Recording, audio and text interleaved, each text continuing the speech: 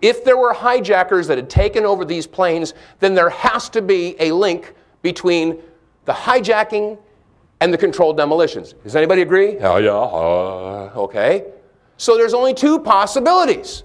First possibility, Hani Hanjour, Mohammed Atta, all these guys, they got into the North Tower and the South Tower and Building 7, and they ran hither and fro, to and yon and whatever, up and down, back and forth, planting charges, putting the wires together. Excuse me, I've got to think to... Okay, weeks ahead of time. Does anybody believe that these terrorists got into these buildings, North Tower, South Tower, and Building freaking 7? The bunker. Does anybody believe that they got in there and planted charges weeks ahead of time? Raise your hand. Raise your hand. No. You think that the terrorists were in there? Well, I said Hani Hanjour and Mohammed Atta. Okay, we all know terrorists did it, but we're talking about who's the terrorist, okay? Does anybody believe Hani Hanjour and the Islamic extremist terrorists were planning those charges? Raise your hand. No hands. Okay, well then if it wasn't terrorist planning charges, the only other possibility is, glory, Oski, those wacky terrorists. They just took over those planes and flew them lickety-split right into those buildings that were scheduled for demolition just moments later. Does anybody think this was a coincidence? Raise your hand. Okay, well if it couldn't be a coincidence, and if they couldn't have planted the charges, and ladies and gentlemen, how on God's green earth could it have been terrorists that hijacked the planes? Next question, and now people start to get a little bit nervous. Wait a second, you mean the Islamic extremists didn't do it? Next question is, do we have any photographic or video evidence indicating that these planes were not hijacked planes? Enter the banned evidence.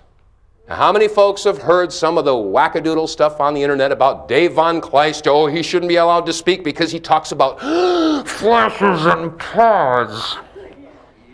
Can't talk about flashes and pods. Why not? Well, because you don't know what they are. You're damn right I don't know what they are, and unless we talk about it, we never will. That's right. Well, the problem here is that some people just don't want that talked about. And the reason is because, in my opinion, is that the simple existence of a flash and a pod completely decimates the concept of a terrorist hijacking. Now, for those of you who haven't seen it, I would like to play for you. Let me see, how much time am I going to have here? All night. About 3 hours. Got enough. I got enough? Because I got to tell you, I'm full of it. Okay, I'm going to slap a video in here. I'm going to put in, this is the 9/11 ripple effect video. I want to play about 7 minutes of this clip so you can bring yourself up to speed as to the flash and the pod. And this is the update. Now, 9/11 in Plain Sight came out, and since that time, of course, I was summarily raked over the coals, but I don't care. We went to the military people and airline pilots, asked them what they think. So let's take a quick look at what they have to say. Let's do this. Okay, we got audio on that. Okay, here we go. Let's take a look at the chapter. Now, for those of you who got it, this is exactly what you have. I'm going to play about a 7-minute clip here having to do with the flash and the pod. If you want to dim the lights, you're welcome to do so. And I'm going to cut this off. Okay. Just going to let this run for a couple minutes. Whoa! There was definitely a blue logo. It was like a circular logo on the front of the plane, towards the definitely towards the front. It definitely did not look like a commercial plane. The plane wasn't no airline or anything. It was a twin-engine, big gray plane. When I first saw the appendage on Flight 175, this extra piece of equipment, I was looking at the Evan Fairbanks footage, which is kind of bluish, and it's from the underneath. It's off-centered on the fuselage. It's between the engines. It casts its own shadow. It has its own reflection.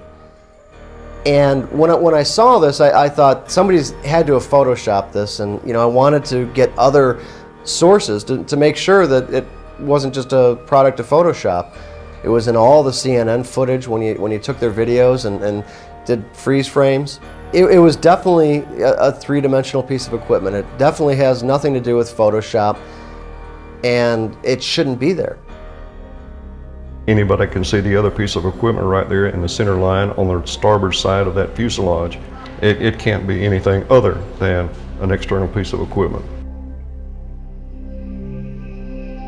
Looking for more video evidence, right at ground zero, Deb Simon and I went down to New York City one day and buying all the pictures from street vendors we could find, we found a picture which I believe is Rob Howard's photograph, but it was a 35mm print.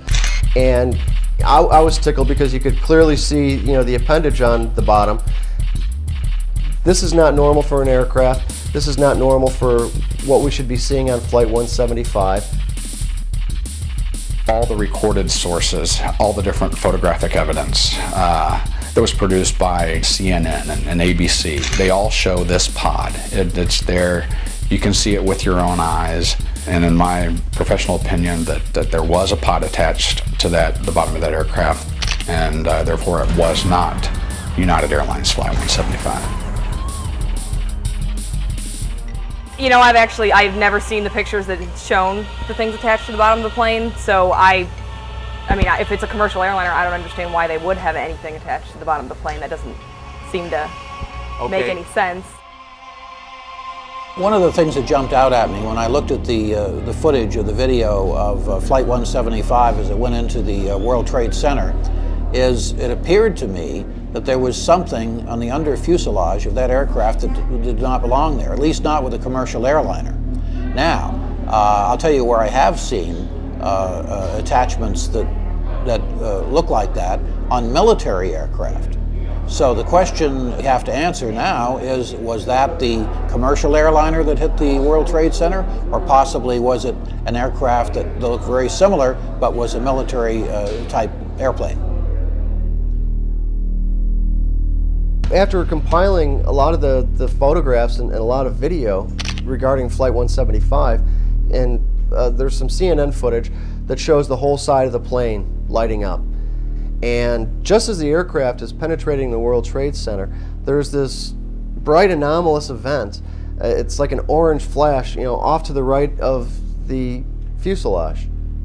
The bottom of that aircraft was exposed so that there was a large flash just prior to impact with the building. There was a large flash, so large that it lit up the side of the fuselage of that aircraft. It wasn't just a small spark. There's been some discussion of just exactly what produced this flash. Some of the scenarios have been talked about have been reflection or sparks or static discharge or possibly an incendiary attached to the aircraft. This flash is produced in the shadow of the wing, so I don't think it could have been a reflection. As far as the possibility of sparks during penetration, the radome of the aircraft is a composite material. It's not metal per se. The wings are metal. They didn't produce sparks as they penetrated. So I don't believe they were sparks. As far as the static discharge, the 767, all aircraft have attached to the airframe what's called static wicks that are there to dissipate any static charges that could be produced on an aircraft in flight. In all my years of flying, the only time an aircraft has been statically charged is when you're flying for extended periods in precipitation. September the 11th was a perfectly clear early fall day without any clouds in the sky, so I don't think these aircraft would have been statically charged by precipitation. And the other item, or possible explanation, would have been an incendiary. And I do believe that this is what the source of the flash was. This flash is produced right in line where the pod was attached. Look at the footage in very slow motion. You can step through the footage with your pause still button on a DVD, and as this aircraft penetrates, you see the enlarged torn area facade where this pod was attached. All this evidence indicates to me that it was not a reflection or sparks or static discharge, but I think it was an incendiary that was associated with the pod that was attached.